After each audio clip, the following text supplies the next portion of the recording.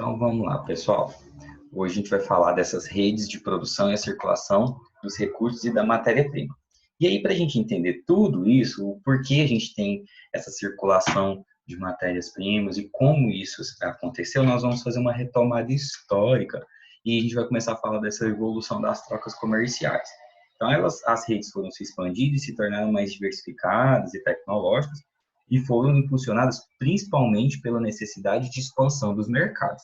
Isso desde lá o século XVI, né? Com as grandes navegações, o comércio vai se fortalecer, intensificando essa circulação de mercadorias, porém, as trocas desse período eram lentas, né? E envolviam produtos específicos, né? Principalmente as especiarias e os tecidos. Então, imaginem só aquelas rotas marítimas. Já já a gente vai ver os mapas aí. Posteriormente, nós vamos ter aí as revoluções industriais que vão contribuir para a melhoria dos transportes e também da comunicação, diminuindo os custos e tornando essa circulação e essas trocas cada vez mais rápidas. E é isso que vai ser importante para a gente ver na análise desse mapa da página 46. Ó. Então, nós temos no século XIV essas rotas de verde são as rotas terrestres e de laranja são as rotas marítimas. Então, a gente pode ver aí que é uma ligação da Europa com a África, o Oriente Médio e o leste asiático. Quem me chamou? Eu. Paulinho. Fala mais alto, Heitor. Acho que é o Heitor, Túlio. Diga, Heitor. Que eu vou falar? Equipagem. Que página, Túlio? Ele perguntou que página. 46. Seu microfone tá muito baixo, Heitor. 46. Como é que aumenta esse trem? Pronto, vamos lá. Ó, a gente vai precisar lembrar desse mapa aqui, a gente vai retomar nele. Vamos comparar com o século XXI. Olha só a intensidade, o quanto está diferente, né? O fluxo de informações, as rotas, tá? Então, vamos observar que as primeiras trocas entre os países eram realizadas através de transportes terrestres e marítimos.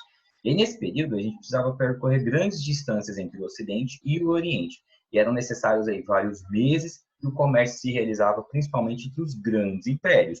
Hoje, a gente consegue observar grande parte dos países, mesmo que sejam os pobres e tudo, que estão inseridos nessa rede, estão inseridos nessa circulação, fornecem os seus produtos, tanto matérias-primas, né, os seus produtos primários, enfim.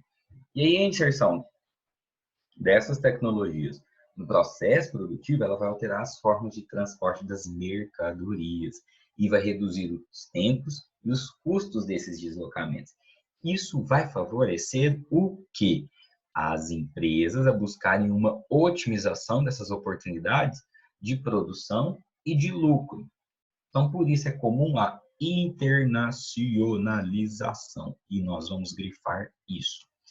A internacionalização espacial, tá? Em busca aí, ó, de diminuição dos custos e o aumento dos lucros. E aí elas vão, então, essas empresas se dispersar em vários locais e segmentadas, então, de diferentes fases do processo produtivo. Vou explicar isso aqui melhor para vocês. É o seguinte, quando a gente tem, então, essa otimização espacial das empresas, elas vão fazer o seguinte, já que elas agora têm o recurso tecnológico de transporte, de circulação de informações, valores e tudo mais, bem mais avançado, permitiu que as empresas elas consigam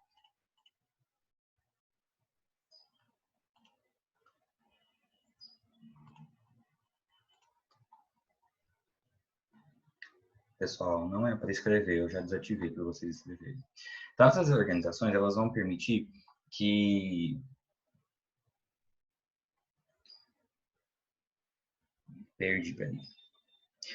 que elas consigam, então, explorar outras áreas e colocar outras unidades produtivas em locais que ofereçam vantagens econômicas, como, por exemplo, disponibilidade de mão de obra abundante e mais barata, matérias-primas, legislações ambientais e trabalhistas que sejam mais brandas, não há uma fiscalização tão rigorosa, e aí sim permite explorar melhor isso, e então acaba diminuindo os custos. Então, tudo isso acaba fazendo com que as empresas procurem essa otimização espacial, tá? Elas vão atrás dos recursos, das matérias-primas, das mãos de obra e das facilidades da legislação ambiental, trabalhista, tá? Tudo isso vai ser favorecido por conta, justamente, dessa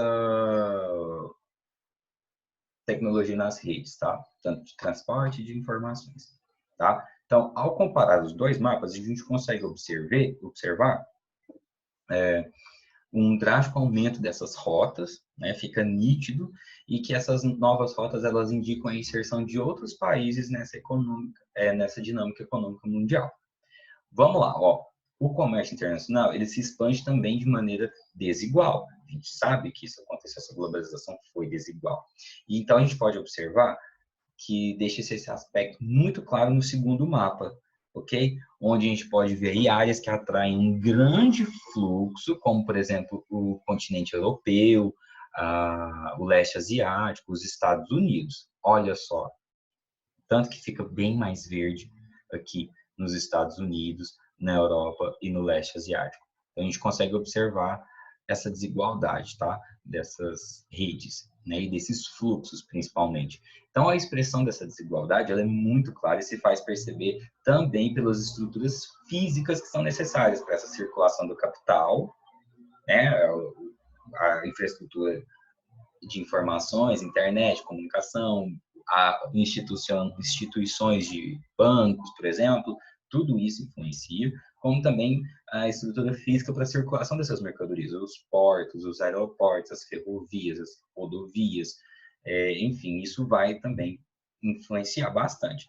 Como também a existência de grandes cabos de dados informacionais ou mesmo as próprias redes de transporte, que são de maior oferta também em países desenvolvidos. Então, eles acabam, vamos voltar lá, ó, atraindo esses fluxos, justamente porque eles já têm essa vantagem na estrutura que acaba permitindo concentrar essas informações, tá bom? Olha só, essas redes, elas articulam movimentos e instituições, ou seja, permitem o fluxo das riquezas, tá? Todavia, elas podem reproduzir também a exclusão social, marginalizando os centros urbanos e alterando as estruturas de trabalho. Portanto, essa globalização ela não é um fenômeno puramente econômico e tecnológico. A gente já falou disso no item anterior. Mas é um processo complexo e multidimensional. Vai envolver também questões culturais, isso a gente não pode esquecer. Vai envolver questões sociais, além dessas econômicas, tá? Então, a gente tem que levar isso em consideração também, ok? Essa diferenciação espacial, alimentada pelo desenvolvimento das redes, ela vai se manifestar em toda a cadeia produtiva necessária à produção industrial. E isso vai ser resultado aí daquele período colonial e do período do imperialismo também. Por quê? Os países, grifem isso, ó, os países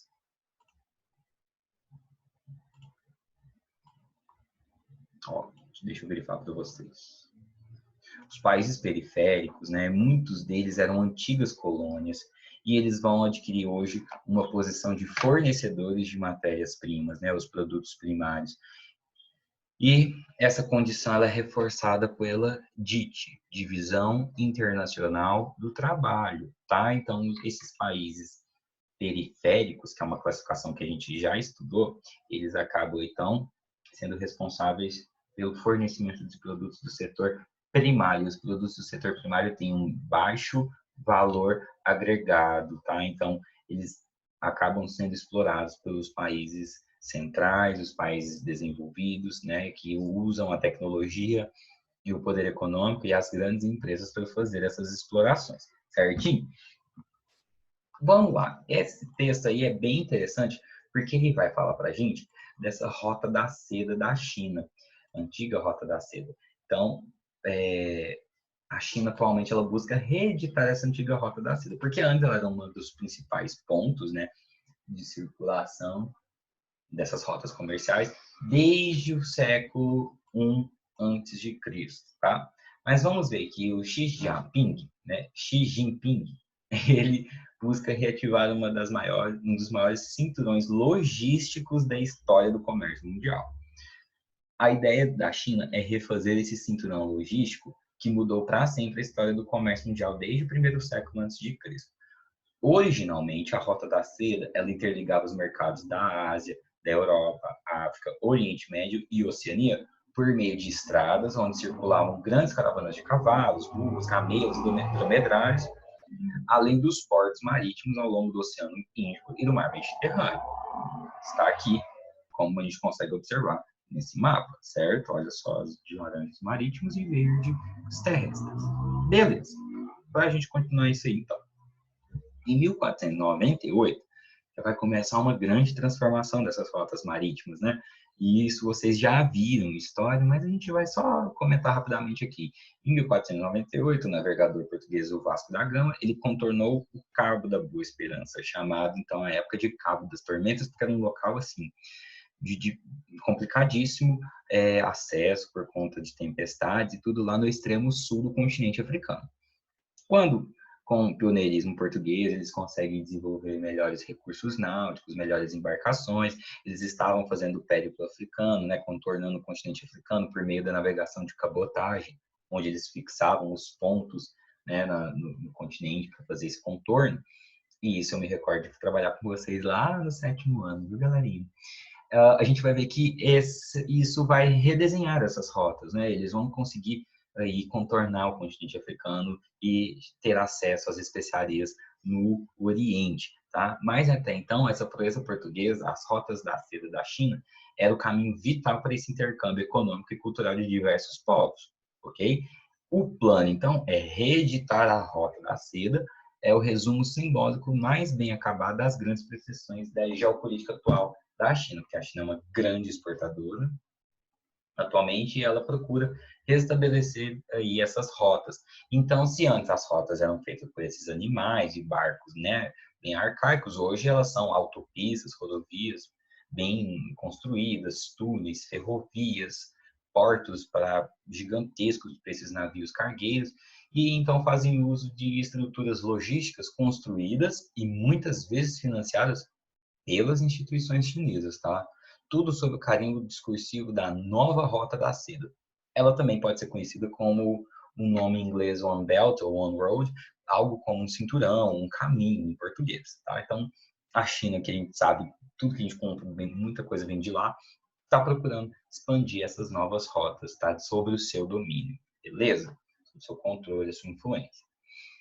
Continuando nessas rotas de exploração que a gente falou já aí no 2.1 dessa evolução das trocas comerciais, a gente vai ver a exploração desses recursos naturais desde o início aí da Revolução Industrial, da primeira Revolução Industrial, com a exploração desses recursos naturais. Então, o aumento dessa produção vai acarretar em impactos ao meio ambiente, tá? Grandes obras de infraestrutura e indústrias vão exigir cada vez mais os recursos naturais. Principalmente, grifo aí, ó, os minerais, tá, gente? Esses minerais vão ser extremamente explorados. O que acontece, então? As primeiras máquinas da produção da primeira Revolução Industrial eram movidas a vapor, que demandavam a queima desse carvão mineral, que emitia, então, muitos gases poluentes. O que a gente vai ver, então, que nesse período a poluição era intensa, o que já apontava as dificuldades que as grandes cidades industrializadas enfrentariam com o passar dos anos. Os indicadores de saúde apresentavam dados alarmantes sobre a qualidade de vida da população londrina, né, lá em Londres. Então, só para a gente retomar e entender isso aqui, ó. Quando a gente tem essa grande queima de carvão para gerar o vapor, das máquinas a vapor, logo após a Revolução Industrial, a gente sabe que tem o pioneirismo inglês, né? Concentração dessas fábricas em Londres. Um desses indicadores que a gente pode lembrar é de uma mariposa que sumiu da cidade de Londres justamente porque essa grande emissão de poluentes na atmosfera e tudo fez com que um líquen, um musgo de uma das árvores de Londres desaparecesse dos troncos. E esses musgos eram os locais onde essas mariposas elas se camuflavam, então elas ficaram expostas aos seus predadores e elas acabaram sumindo. Então, é um exemplo nítido de fácil percepção dessa alteração ambiental, né, dessa condição da qualidade do ar e, consequentemente, reflete também na qualidade de vida das pessoas, na saúde, tá? E por isso que vai acabar, então, ganhando ganhando espaço essas discussões ambientais, certo? Os rios, os solos e as atmosferas, eles também vão ser contaminados por esses resíduos dessas produções, dessas fábricas. Então, o processo acelerado de urbanização das cidades não vai conseguir fornecer uma infraestrutura adequada para essa população que ocupa rapidamente as cidades. Então, as cidades elas crescem com muitos problemas, principalmente aí saneamento, né, que é acesso à água, que é o destino de lixo e esgoto, e por isso acaba surgindo epidemias como a cólera. Então, essas cidades elas crescem com problema. O número de habitantes vai crescendo tão rápido que não dá tempo de planejar uma infraestrutura, construir uma infraestrutura, como, por exemplo, de moradia, enfim, de diversos itens para a qualidade de vida dessa população, tá? Então, a gente já discutiu os fatores que provocaram o êxodo rural, essa concentração urbana. Vamos ver aqui, ó. Como eu comentei com vocês, justamente a exploração desses recursos naturais vai acabar dando destaque para a população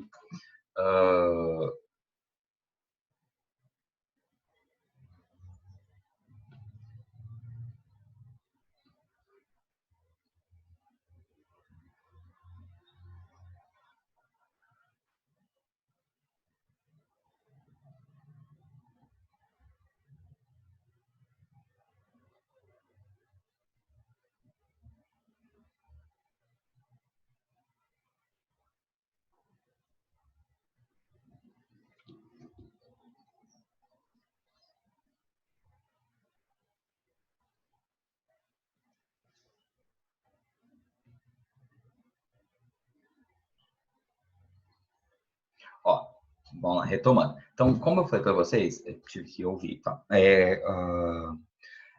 A questão ambiental ela acabou ganhando destaque nessa discussão. E então, lá, pelo menos no século XIX, há registro já de discurso em defesa do meio ambiente. Mas só a partir da segunda metade do século XX, grifa isso daí, ó, vou grifar para vocês. A partir da segunda metade do século XX, é que as questões ambientais em âmbito mundial vão se intensificar essas discussões, tá? Por quê? Quando a gente tem aí, após a Segunda Guerra Mundial, os problemas ambientais vão se tornar visíveis em função desse crescimento da população mundial, da rápida industrialização e urbanização dos países periféricos, principalmente. Com esse processo em curso, vai intensificar a pressão pela utilização dos recursos naturais e disseminou uma percepção de que esses recursos poderiam acabar. E vem uma questão importante a gente retomar, quebrando aquela visão que a gente costuma ter mais romantizado dessas discussões, que são as questões ambientais, com grande destaque, óbvio, mas as questões econômicas, até mesmo a economia seria abalada se não tivesse uma preocupação com um manejo adequado desses recursos naturais. Então, é pensando na própria economia também, tá? Sem que levar em consideração só aquela questão ambiental que a gente imagina, ok? E outra questão também que a gente vai falar é a social. Por quê? Além das discussões sobre a preservação ambiental, surgem a partir do século XX diversas pesquisas e estudos sobre a diversidade ambiental do planeta. Então, as novas tecnologias que a gente já estudou, especialmente as de fotografias aéreas, imagens satélites, vão permitir um conhecimento dessa distribuição desses recursos ambientais do planeta e vão permitir elaborar mapas aí dos pontos que são mais ricos, tá? E ao mesmo tempo mais frágeis em diferentes escalas espaciais, tá? Então são os chamados hotspots. Grifem isso aqui, ó. Os hotspots são definidos como área de grande biodiversidade e ricas, principalmente em espécies endêmicas, ou seja, únicas aqueles locais e que, se degradadas, elas não serão capazes de se reconstituírem. Então, por isso que a gente tem aí esses níveis de hotspots, um rosa clarinho até chegar num bordô mais escuro, tá? A gente vê no Brasil os hotspots apresentados são a Mata Atlântica e o Cerrado. Esse Cerrado é importante a gente discutir dele. Pessoal, é o seguinte, o Cerrado, ele era visto até meados do século passado, ele era visto como uma área pobre, um solo infértil.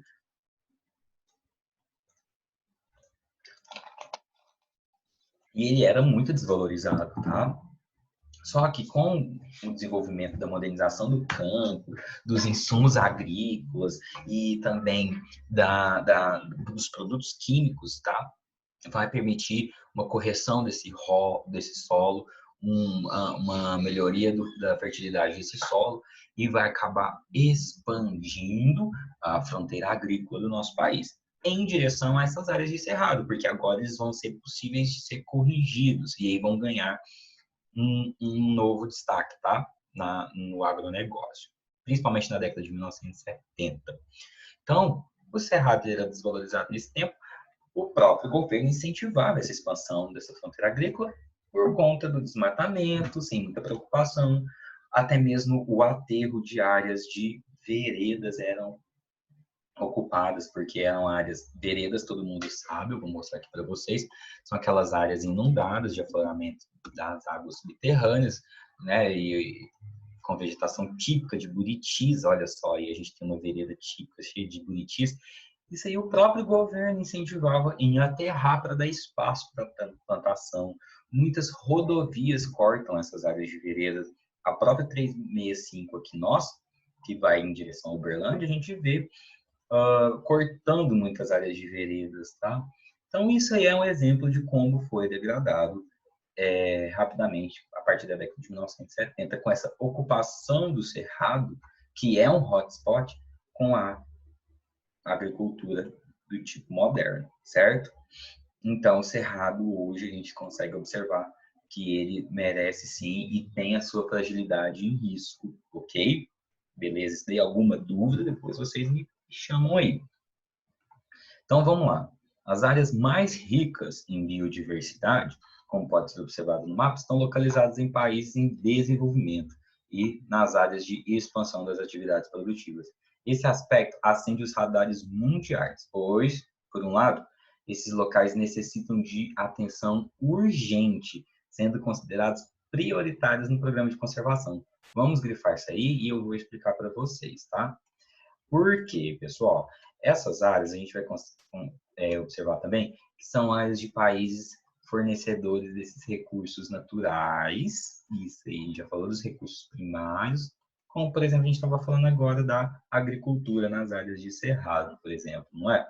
Então, nós vamos ter aí essa preocupação. Outra questão também são os próprios recursos minerais, que as áreas de mineração acabam necessitando um grande espaço para a extração desse minério e também de deposição desses rejeitos, dessa produção desses minérios, que altera demais o ambiente. E a própria agricultura também acaba ocupando muita área e pastagem também. Tá? Então, os países periféricos que são fornecedores desses produtos primários acabam sendo alvo dessa exploração e, consequentemente, também dessa preservação. Então, do outro lado, essas áreas geralmente são dependentes economicamente e atendem à demanda mundial por produtos básicos e serviços. Normalmente, esses países são os fornecedores de produtos primários, vou grifar, já falei, mas eu vou grifar. Opa. E que, em alguns casos, exige a exploração dos recursos naturais e a redução dessas áreas preservadas. Mas, atualmente, a gente consegue observar já uma grande preocupação de propriedades privadas, propriedades rurais, que tem que respeitar um limite de ocupação e econômica, mas também tem que ter uma área destinada à preservação, à criação de áreas permanentes, né? Unidades de conservação, enfim. Já tem essa preocupação com essa questão ambiental e sendo bem mais respeitada, tá? Vamos lá, para a gente entender isso daí, ó. A escalada dessa preocupação com as questões ambientais, ela deu origem à primeira conferência sobre o meio ambiente em 1982, realizada em Estocolmo, lá na Suécia, organizado pela ONU, ok? Organização das Nações Unidas. E aí, nesse evento, vamos ter dois discursos diferentes, tá? Os países desenvolvidos, eles vão defender soluções para assegurar a defesa do meio ambiente, ok? O uso de energias renováveis, diminuição de produção industrial. Mas os países não desenvolvidos ou em desenvolvimento, eles vão defender o quê? Falar assim, gente, primeiro a gente tem que superar a crise social, tá? por ela ser uma demanda mais relevante do que a preservação ambiental. Então, eles vão primeiro focar nessa questão social para depois preocupar com o ambiental. Então, gerou uma certa divergência aí na Conferência de Estocolmo, tá? 20 anos após a Conferência de Estocolmo, nós vamos ter aí o Rio 92, né? Que vai ser aí uma nova conferência em que os países vão discutir a sustentabilidade ambiental.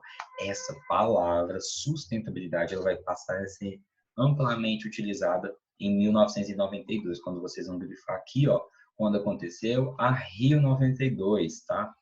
Na cidade do Rio de Janeiro, onde chefes de estado de mais de 170 países vão discutir a necessidade de adoção de um desenvolvimento sustentável por meio de gestão e de uso do território que seriam capazes de conciliar o crescimento econômico e a preservação ambiental, tá? O termo desenvolvimento sustentável vai ser criado nesse evento. Então, circula esse termo desenvolvimento sustentável. Sabe por quê? Esse desenvolvimento sustentável vai preocupar com aquelas 2 pontos que surgiram 20 anos anteriores a esse evento, que vai ser a questão econômica, tá? Mas também a questão social. E, obviamente, né, nós estamos inseridos dentro da discussão ambiental. Então, o desenvolvimento econômico vai ser justamente esse desenvolvimento da questão econômica, né? Vamos falar dessa redundância, né? Do desenvolvimento dito econômico, mas de forma sustentável, ou seja, que tem essa atenção às questões sociais, mas também, principalmente, no manejo, na manutenção da utilização dos recursos naturais, sem que se esgotem para as futuras gerações ou que causem um impacto mais profundo no meio ambiente, no contexto atual e na sociedade, certo? Então, esse é o desenvolvimento sustentável, permitir planejar, construir estratégias para o desenvolvimento, mas de forma sustentável, beleza? Então, surgiu aí no evento Rio 92, tá? Então, Túlio, que página que é essa é a página 49. Ah, tá, beleza. Tá bom?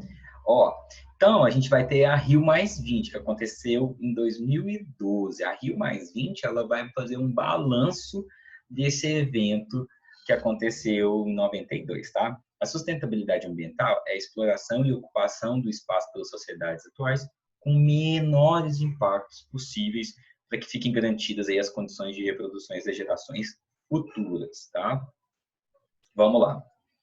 Acho que ficou bem claro isso daí. Na Rio 92, uma década depois dela, vai acontecer em Joanesburgo, na África do Sul, a Conferência das Nações Unidas sobre Desenvolvimento Sustentável, que ficou conhecida então como a Rio Mais 10. E o diagnóstico geral foi um cenário de intenso consumo dos recursos e elevados impactos ambientais que não foram alterados.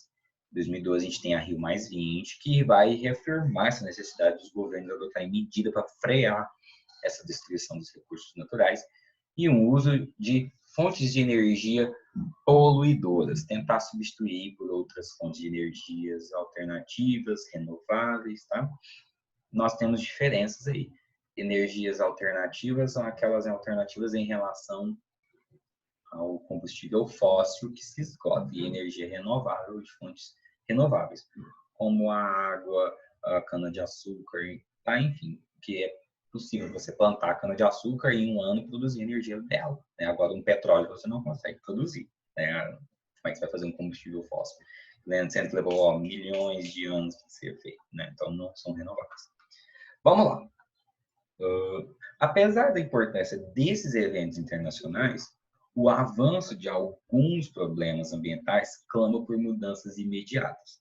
Entre os principais problemas ambientais das últimas décadas estão a degradação dos solos, deixa eu grifar, a gente já comentou disso, a perda da biodiversidade animal e vegetal e as mudanças climáticas, tá? Essas mudanças climáticas também vão ficar bem enfatizadas. Então, essa última é o tema que mais sensibiliza a sociedade como um todo, porque está relacionado a transformações que afetam não somente ambientes mais preservados, mas principalmente as áreas urbanas. E isso a gente pode observar com a alteração de microclimas. É nítido você perceber que o centro da cidade, com menor quantidade de árvores, menor vegetação, e maior quantidade de prédios e áreas impermeabilizadas, sejam alvo de inundações e também de maior temperatura, diferentemente de uma área com maior quantidade de árvores. Se você entrar num parque, você observa a temperatura muito melhor, né, mais baixa, enfim. Então, é um exemplo para a gente entender de microclima. Mas a gente pode falar também em escala mundial, a média de temperatura também se alterando. E essa questão a gente vai falar na próxima aula, porque a gente vai falar dessas mudanças climáticas e aí a gente precisa discutir essas questões ambientais sob dois pontos de vista, tanto do próprio alteração climática por conta natural mesmo e da nossa contribuição antrópica para essas alterações. A gente tem que analisar esses dois pontos, certo? Vai faltar menos de um minuto, eu não vou ligar outra reunião, porque senão não vai dar tempo. E aí a gente